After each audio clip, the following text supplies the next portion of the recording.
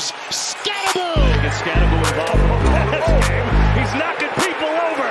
Kind of bat that Giants fans will love. Oh, Cam Skattebo. This was somebody that MJD loved. If you go back and watch our videos during the draft, we had him breaking down all the running backs. What were the responses when you came out with your lists and how high you had him? How much did you get? It's funny. I had a lot of people who like played with him at Sac State hit me up like, bro, I've been telling you about him, blah, blah, blah, this and that. I had a lot of coaches come to me like, what do you see in this kid? Right? Like, what is it that you see?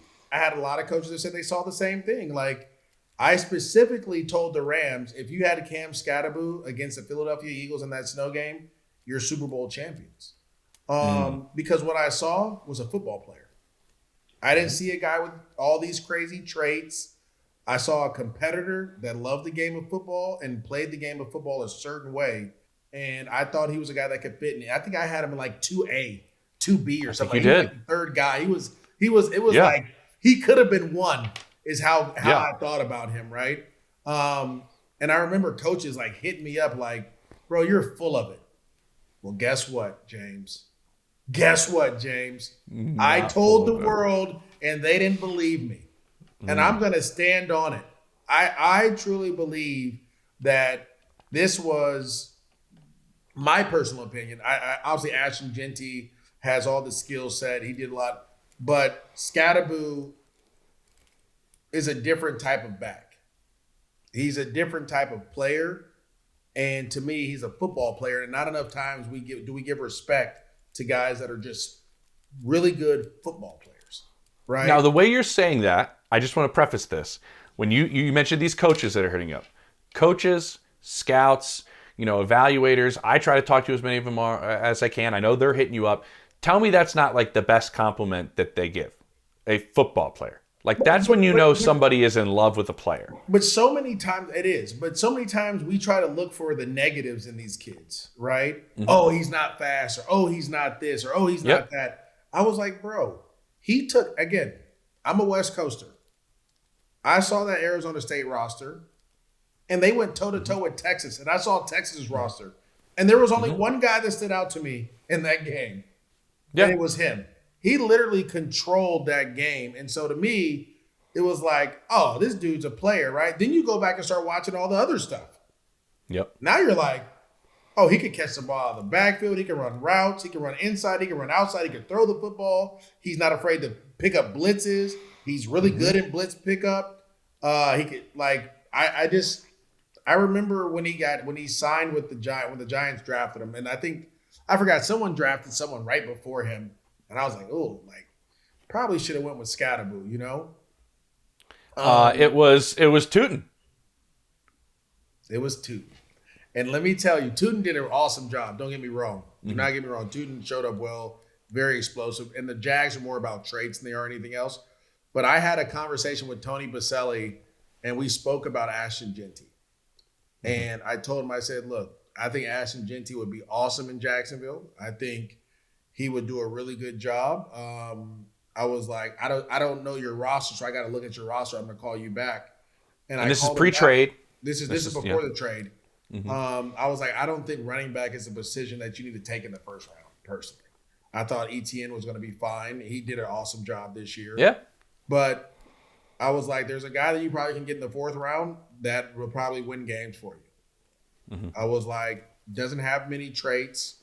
I was like, but he's just a football player, bro. Like, he's just a baller. You know what I mean? Yeah. And he wasn't bad at anything, if that makes sense. Like, everything was really good or great that he did. He doesn't have the long speed, but everything else was good or great. And to me, it was like, this is the guy you want. Now, like, I don't know how long he's going to play. I have no idea. That's in my notes here from other defensive he's crazy. Coaches. Yeah. But what did he do for the Giants? How good were the Giants during that stretch when he was playing? Do you think he gave them an identity? Oh, my God. To build off of? An identity? Right. Yeah. Right? Why do you think Harbaugh took that job so fast? You get this kid back, all of a sudden you got a guy that can go down and listen. he was the heart and soul of this team.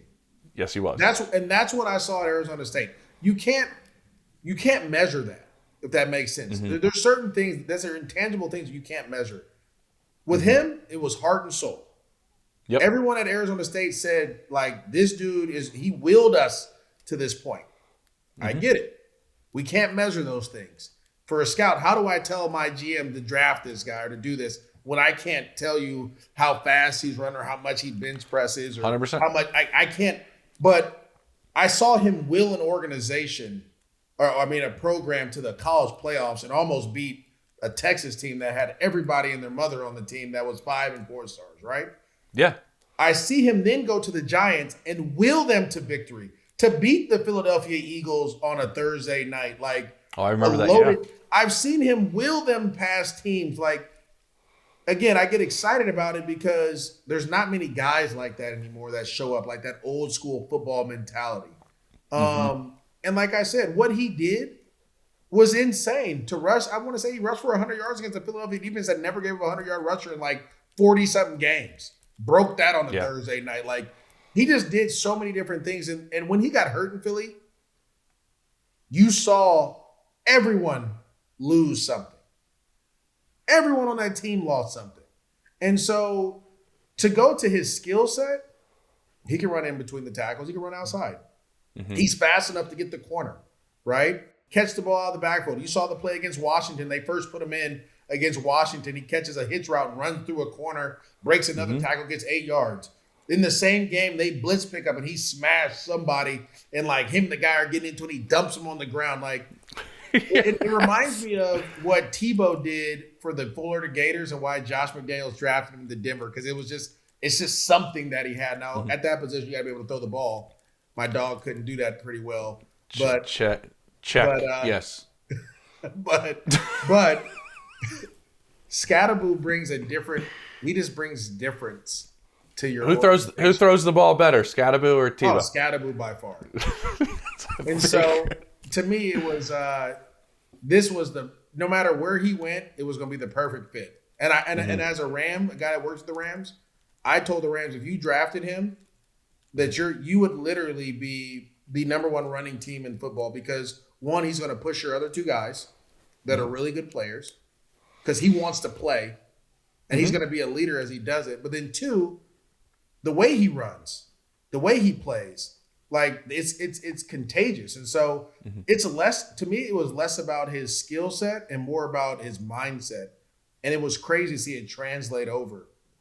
Like I told you, like I had a coach, one of my old running back coaches was like, bro, you talked about Tyrone Tracy. Like, what did you see in him? I said, Tyrone Tracy has nothing on Cam Skattebo. And guess what happened? Skattebo came in and took that job over. He did. And so it's interesting. A couple of notes that I have from what you said and people I've talked to. I had a long conversation with Theo Johnson a few weeks back, their tight end there in New York, and he was just like, he's the guy. Like, he's a rookie, and he is the guy in the building. He is every walkthrough, every practice. He goes, bro, every plane ride, he is like 100 miles an hour, bringing everybody else with him. He's like, you can hear him if you sit on the hood of your car in the parking lot outside of our practice, and you will hear one voice, and it will be Cam Skattebo. Like, and he's like, and we all follow it. And it's wild for that to be a rookie that just comes in and does it organically. Like, he's being himself. He's not being anything that he's not. And that's who he is. And the respect that he had, in my opinion, MJD, from you go down on the turf in a rivalry game against the Eagles and the crowd reacts the way they reacted in Philadelphia to you getting carted off, shows me something about who you are already and gains the respect of a football crowd that's pretty tough. Oh, yeah. And that's a New York Giant right there. And they're like, dude, like, we've loved watching you play 8 games this year. Like, that's all he played, 5 starts. But he did a touch of everything. And that's when I talked to some guys that went against him, that's what I wanted to get to you. The part, the running hard, get it. That's easy. You've covered that, the way that he can carry the football inside and outside. A couple of guys were like, he catches the ball better than I thought he would. Oh, my God. In his releases, and his vision in third down, he is a third down back. Like, he's an every down back. the way he releases out on some of these third down stuff, the way he catches it, the way he senses all of that, the way he picks things up. It's interesting that I was almost told to me like his vision and all that stuff is better than his vision when the ball's in his hands. Does that make sense? Yeah. Like his feel for all of that? Oh, yeah. Listen. So, look, he can run routes like a wide receiver. He has great releases. You can't press him.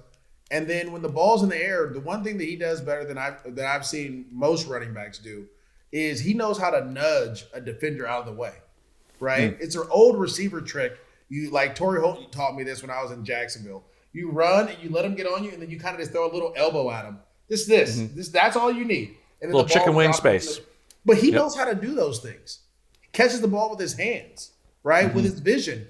He has great vision. He just wants to run people over all the time instead of breaking tackles, like making a guy miss going to the house. He'd rather do that. He'd rather run you over than do those things, right? And so, to me, he showed up. Again, I don't want to give him all A pluses because obviously there's stuff that he needs to work on. But in every facet of the game, he showed up. Every facet of the game, he showed up. Let me ask you this: like in every situation in the game, they leaned on him. The reason Jackson Dart had such a great year is because of him. He taught him and told him what to do. And so to me, that organization is in great hands. Great hands.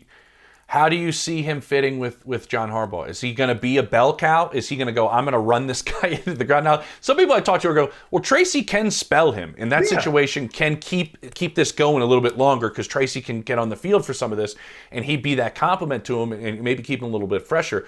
But do you see Harbaugh going like, no, this is our identity as an offense. This is how we're going to roll here. Yeah, no, I think they have two very, very good running backs. I think Tyrone Tracy, what a lot of people don't know is he played receiver at Iowa first, right? So he has that receiver background. That's why I loved him so much, because he has a receiver background. So you have Tyrone Tracy and then Skattebo. They can do the same thing. It's not the same as Derrick Henry and Keaton. Or Derrick Henry Keaton's and Justice Hill. Like, those are two different guys. But with these guys, they're the same guy, and I think they can definitely do some really good things.